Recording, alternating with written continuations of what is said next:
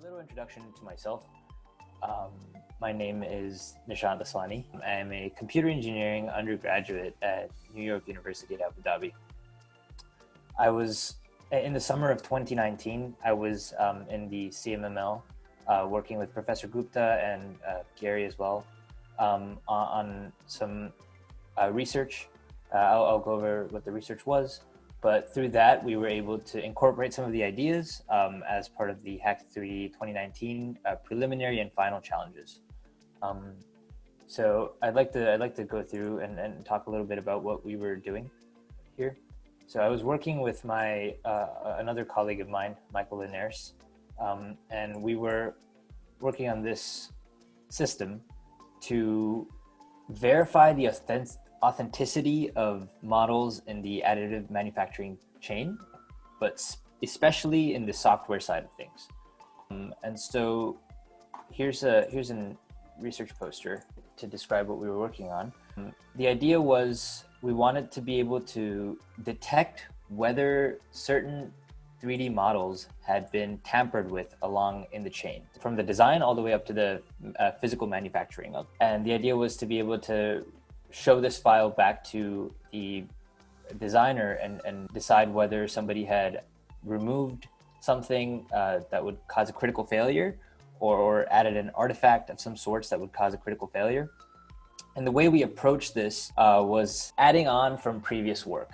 And so previous work had focused on embedding a QR code into a piece. We took that idea and sort of molded it and started working with data matrices. As you can see here, this is an example of the data matrix here.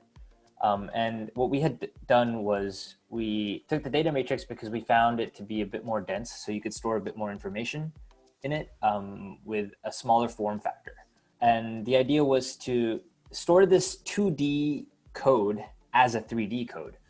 So what we did was we exploded this into 3D space and embedded it within our within a product such as this. You can see a screw with the code inside. And if you look at it from the correct angle, as you can see over here on the right side, or over here, you can actually make out the data matrix. And we'll see this in some of the other challenges I'll discuss. But the very simple idea of the encryption and verification procedure was we would shuffle the idea was that it was self-authenticating, which meant that the information to verify whether the product was tampered with or not was stored within the model itself. And so you would really need nothing else other than the actual model to check and see if somebody had tampered with it. And so these are the very basic steps that we went through. This is the sort of description of our system.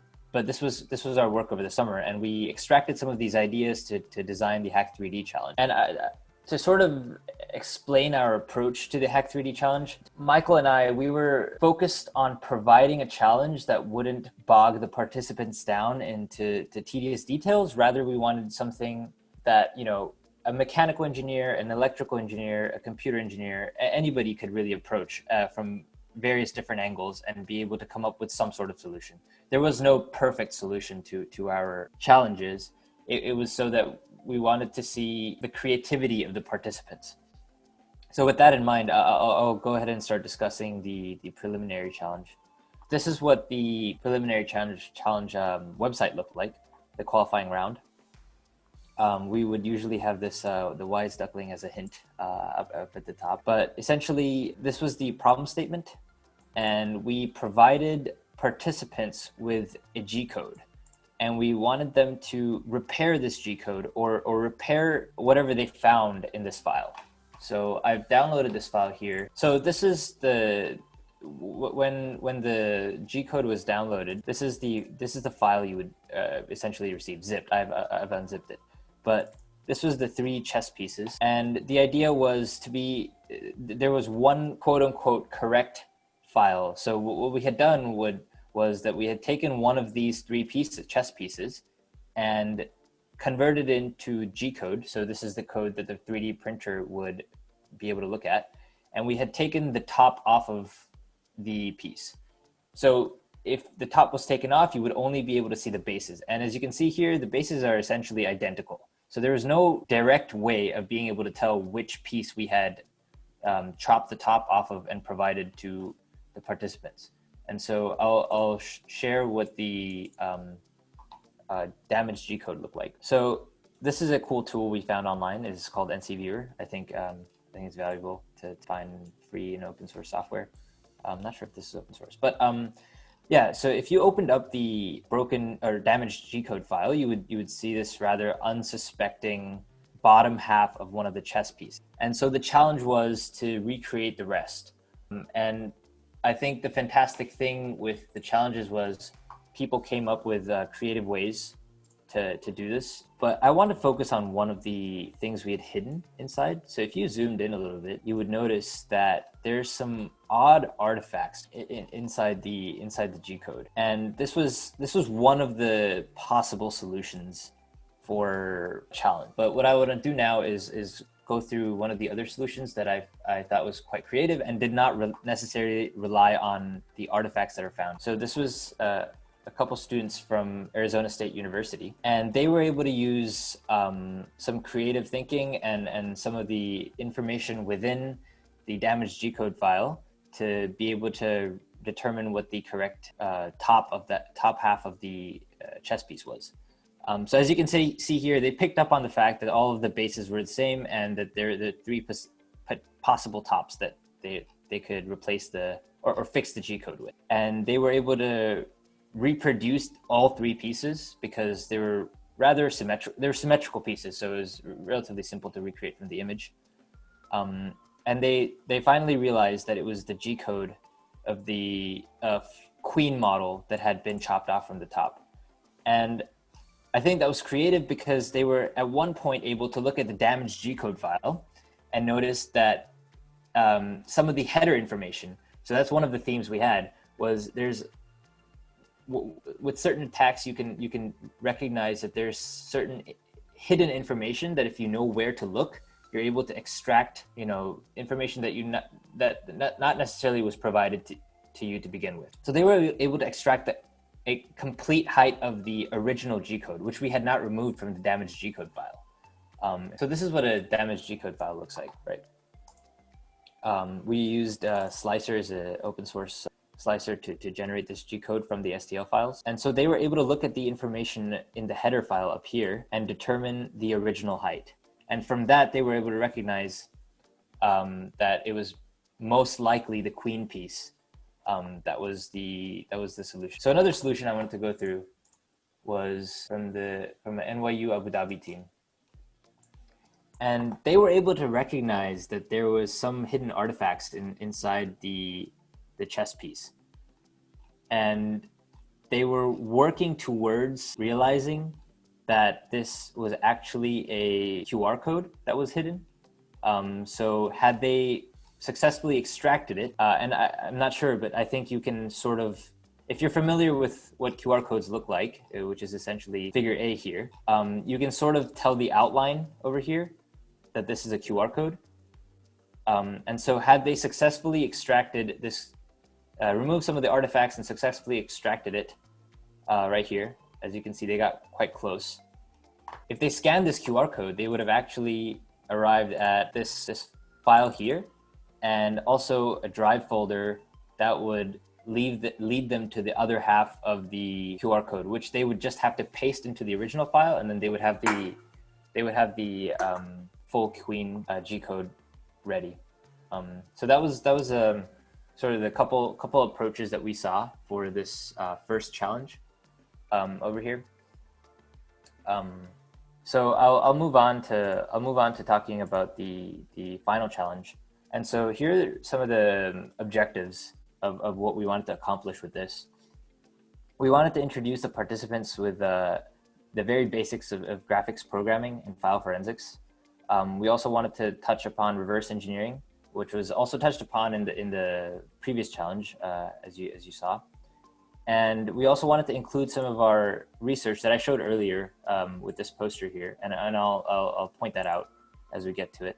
We wanted to allow for creative freedom and avoid something, some cookie cutter solution, right? So there are a couple expected methods that we had, but we were also hoping participants would come up with their own. And I'm not sure if you guys, so this is completely gibberish, but the hint up here from the wise duckling was supposed to let the participants know that this was a Caesar cipher. And so if we take this and we paste it into a Caesar cipher website, we get to see, you'll see the actual challenge written over here. So that was one of the earlier playful, cheeky challenges to start the competition off. But essentially down here, you'll see that what the deliverables were. So the challenge was essentially providing the students with this file here. And I'll open that up. I have that open here in Gmail. It's not immediately clear, but this is an adapter of sorts. So this was designed here in Onshape like this. Oops. Yeah. So this is the original file. And as you can see, it's the female adapter, and you can attach, you can design a file that would, or design a piece that would essentially act as the male adapter and fit here. And so that was essentially the challenge, was that we'd given them an STL file and with no other information, just this STL file that you're seeing here. And we wanted them to design for the male adapter, given no specifications of the dimensions here or anything. And so, but again, as you notice here, and I think you may have seen it in the very beginning, was that there is a code in here.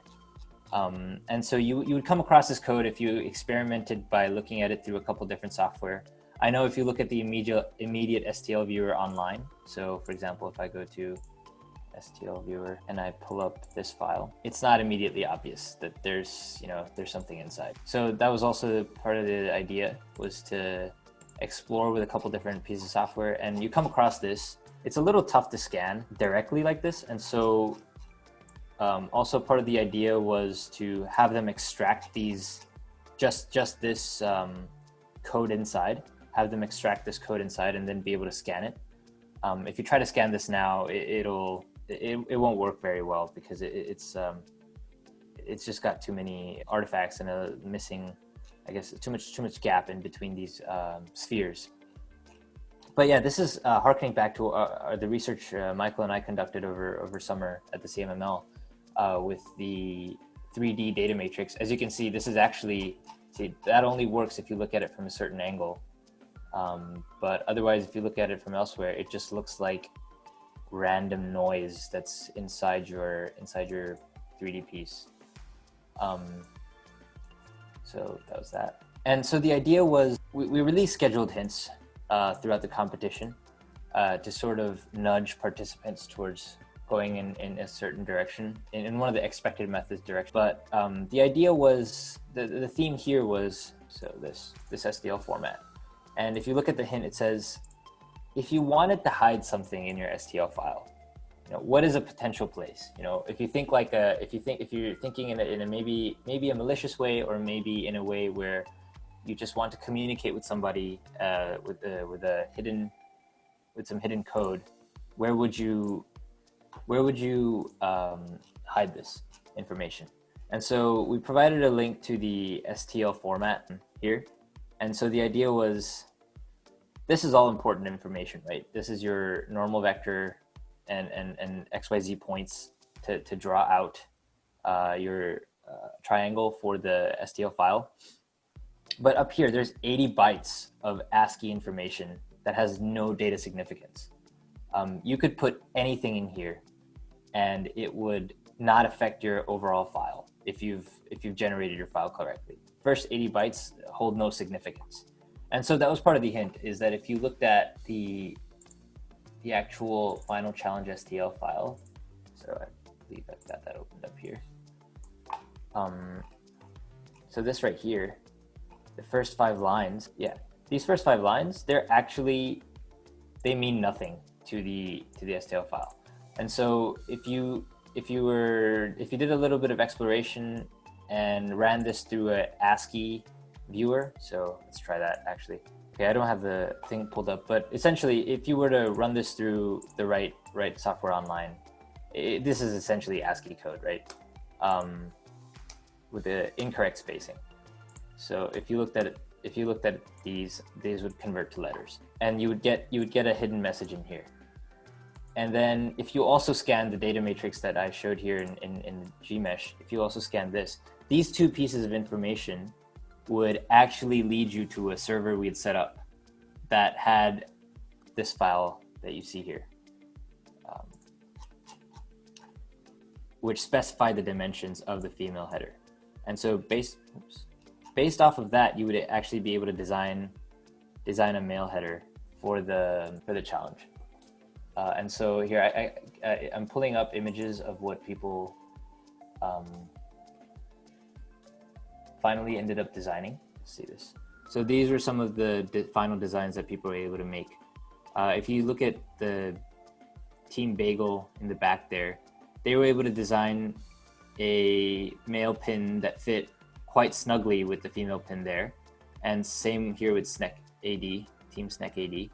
Other teams had slightly different solutions.